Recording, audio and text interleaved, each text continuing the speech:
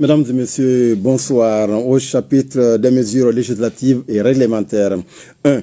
Sur le rapport du ministre de l'économie et des finances, le Conseil des ministres a adopté un projet de décret déterminant les modalités de participation de l'État au capital social de la Banque nationale du développement agricole.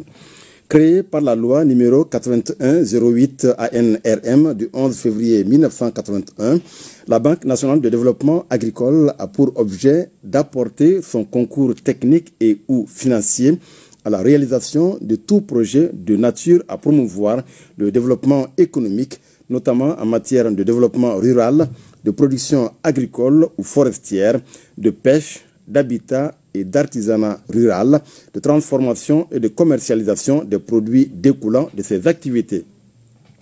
Son capital social, établi à 61,6 milliards de francs CFA, est détenu par l'État du Mali à hauteur de 77,33% et l'Agence française de développement à hauteur de 22,67%. L'Agence française de développement, conformément aux droits de sortie conjointe consignés dans le pacte d'actionnaires et dans le cadre de la mise en œuvre de sa stratégie à long terme, axée essentiellement sur son rôle de prêteur et de partenaire technique et financier, a annoncé sa décision de céder les actions qu'elle détient dans le capital de la banque. Cette décision de l'Agence française de développement a obtenu l'assentiment de l'État du Mali qui a décidé d'acquérir les dites actions. Le projet de décret adopté détermine les modalités de participation de l'État au capital social de la Banque nationale de développement agricole qui passe de 77,33% à 100% et précise les modalités de la libération des actions acquises. 2. Sur le rapport du ministre de la Santé et du Développement social, le Conseil des ministres a adopté A. Un projet d'ordonnance portant modification de l'ordonnance numéro 2022-005 PTRM du 22 février 2022 portant création de l'Agence nationale d'évaluation et d'accréditation des établissements de santé. B. Un projet de décret fixant les modalités d'évaluation et d'accréditation des établissements de santé. L'Agence nationale d'évaluation et d'accréditation des établissements de santé a été créée par l'ordonnance numéro 2022-005 PTRM du 22 février 2022 avec pour mission d'assurer l'évaluation et l'accréditation des établissements de santé. L'ordonnance du 22 février 2022 n'a pas prévu un dispositif réglementaire pour une mise en œuvre efficace du processus d'évaluation et d'accréditation des établissements de santé. Il est donc apparu nécessaire de modifier la dite ordonnance pour prévoir la mise en place de ce dispositif et fixer les modalités d'évaluation et d'accréditation des établissements de santé. Le projet de texte adopté précise, entre autres, l'objet de l'évaluation et de l'accréditation, les différents types d'établissements de santé soumis à l'évaluation et à l'accréditation, les procédures d'évaluation et d'accréditation des établissements de santé, les modalités de validation des rapports d'évaluation et leur diffusion, les modalités du suivi de l'accréditation. Au chapitre des mesures individuelles, le Conseil des ministres a procédé à des nominations. La liste nominative des intéressés est disponible sur le site web du secrétariat général du gouvernement www.sgg-mali.ml et dans le journal L'Essor. Au chapitre des communications, 1. Le Premier ministre, chef du gouvernement, a informé le Conseil des ministres de sa participation aux travaux de l'exposition universelle Osaka 2025 au Japon du 30 juillet au 4 août 2025 et de la 3e conférence des Nations Unies sur les pays en développement sans littoral tenue à Awaza au Turkménistan du 5 au 8 août 2025.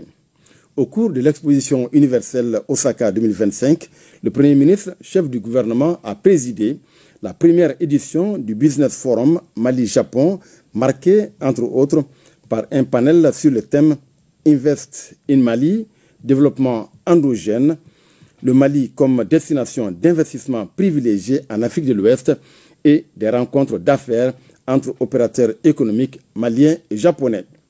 La journée du Mali célébrée notamment par la montée des drapeaux du Mali et du Japon, des prestations artistiques et culturelles et la visite des stands du Mali, du Burkina Faso et du Japon.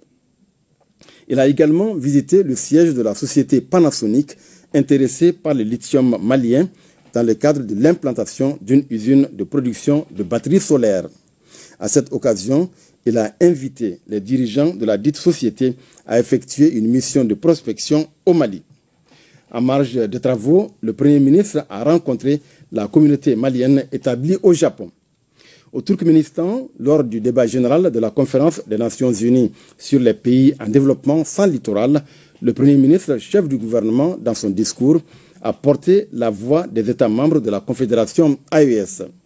Au titre des rencontres, il a eu un entretien avec les ministres de la Confédération des États du Sahel et avec le président de la République du Turkménistan, à qui il a transmis les salutations de son Excellence, le général d'armée Assimi Goïta, président de la transition, chef de l'État, président en exercice de la Confédération AES. 2. Le ministre des Affaires étrangères et de la coopération internationale a informé le Conseil des ministres de la tenue de la deuxième session de la Commission mixte de coopération Émirats arabes unis Mali, prévue le 18 août 2025 à Abu Dhabi. Cette session, qui fait suite à la session inaugurale tenue à Abu Dhabi le 18 décembre 2018, vise à renforcer les relations bilatérales entre le Mali et les Émirats arabes unis dans les domaines d'intérêt commun. Elle offre un cadre approprié pour raffermir les relations de coopération dans les domaines de l'industrie minière, des énergies renouvelables, du commerce, de la culture, de la manufacture, de l'agroalimentaire, du désenclavement et des services. En outre, les parties maliennes et émiraties examineront les perspectives de renforcement de la coopération entre les secteurs privés de part et d'autre. Cette commission mixte de coopération s'inscrit dans le cadre de la diversification des partenariats internationaux du Mali afin de réduire les schémas de dépendance.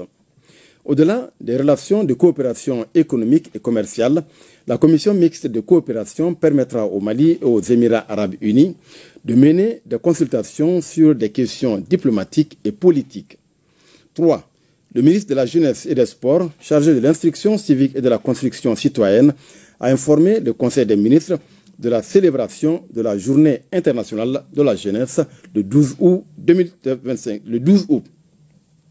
La Journée internationale de la jeunesse est une occasion pour les jeunes du Mali, d'Afrique et du monde entier de faire entendre, à travers leur participation effective, à la mise en œuvre des actions initiées à leur faveur.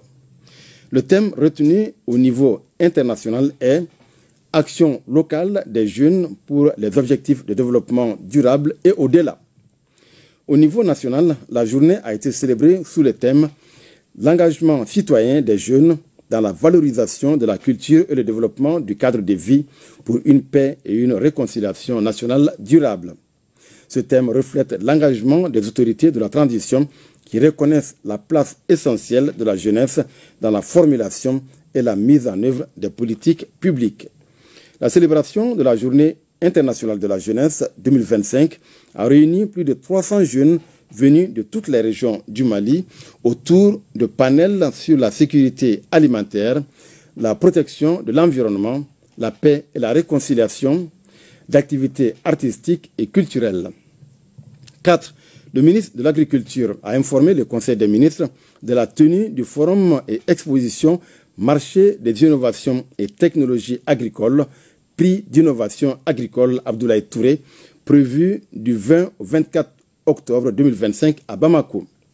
Le Conseil ouest et centre africain pour la recherche et le développement agricole, en collaboration avec ses partenaires, organise conjointement avec le marché des innovations et technologies agricoles la deuxième édition du prix d'innovation agricole Abdoulaye Touré.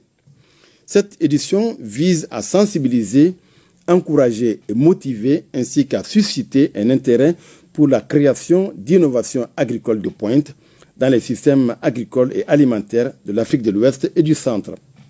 Ce prix récompense les chercheurs inventeurs ou organisations travaillant dans le secteur privé ou dans les systèmes nationaux de recherche agricole. La tenue de ce forum permettra, entre autres, de promouvoir le partenariat scientifique et les échanges de technologies entre les organisations de recherche agricole, de faciliter la mise en relation des pourvoyeurs de technologies et innovations agricoles et d'utilisateurs potentiels, de discuter de sujets émergents, d'enjeux et de défis en matière d'acquisition, de déploiement et de diffusion de technologies et d'innovations agricoles, de susciter un engagement politique afin de soutenir la recherche agricole et la mise à l'échelle des technologies de lutte intégrées contre les ravageurs et les maladies, de susciter l'intérêt pour les métiers agricoles chez les jeunes et les autres acteurs du secteur privé. 5. Le ministre de la Communication, de l'économie numérique et de la modernisation de l'administration a informé le Conseil des ministres A. de la participation du Mali à la 13e édition du symposium Africacer.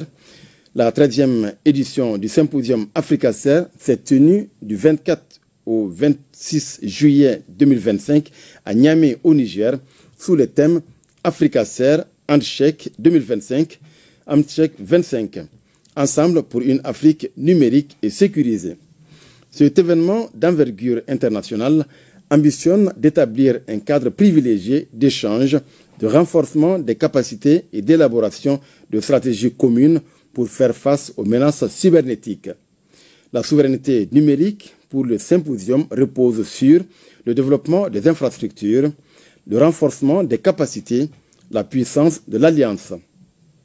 Les travaux ont été marqués par un panel ministériel animé par les ministres chargés du numérique de l'AIS sur le thème « Enjeux stratégiques, défis communs et perspectives de coopération régionale ». À l'issue du symposium, les préoccupations suivantes ont été retenues. Les failles techniques, la faible sensibilisation, l'insuffisance de compétences, les infrastructures obsolètes ou encore la dépendance technologique et les défis en matière de cybersécurité. Une déclaration dite de Niamey sur la cybersécurité et la protection des données à caractère personnel a sanctionné les travaux du symposium. B. De la tenue de la 4e édition du Salon des médias du Mali du 31 juillet au 3 août 2025 à Bamako. Tenu sous les signes de l'ouverture, de la fraternité et de l'engagement panafricain, ce salon a enregistré la présence des délégations venues de l'ensemble du continent, notamment de la Confédération des États du Sahel et d'une forte délégation du Sénégal qui était l'invité spécial.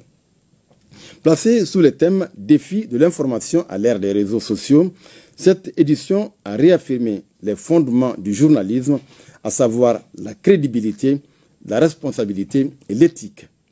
Au cours d'un panel de haut niveau, il a été rappelé que la Confédération des États du Sahel est la traduction d'une volonté souveraine de reprendre en main le destin collectif des peuples du Sahel.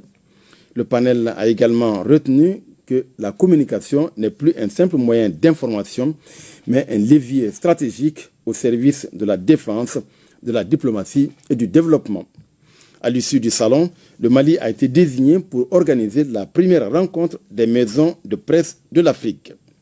En outre, notre pays a été retenu comme invité d'honneur de la première édition du Salon international des médias africains prévu au Sénégal au mois d'octobre 2025. 6. Le ministre de la Santé et du Développement social a informé le Conseil des ministres A. de la tenue du premier forum des ministres chargés de l'action humanitaire de la Confédération des États du Sahel. Ce premier forum, placé sous le thème « Politique humanitaire et mécanismes de financement de l'action humanitaire dans l'espace AES, enjeux, défis et perspectives », avait pour objectif de formuler des réponses concrètes, adaptées et durables aux défis posés pour l'amélioration de la situation humanitaire dans l'espace confédéral.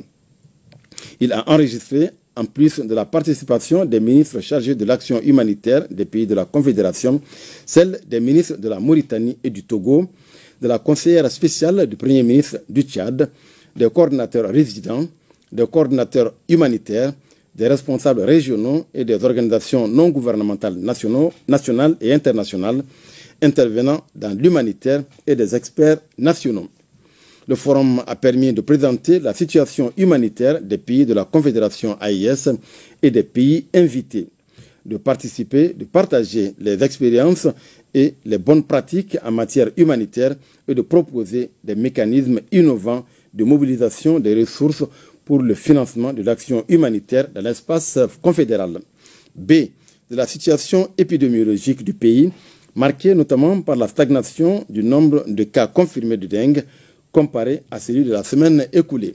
Le président de la transition, chef de l'État, a cependant appelé la population au respect strict des mesures de prévention et de lutte contre les maladies. Voilà, Awama, ce qu'il fallait retenir du communiqué du Conseil des ministres de ce mercredi.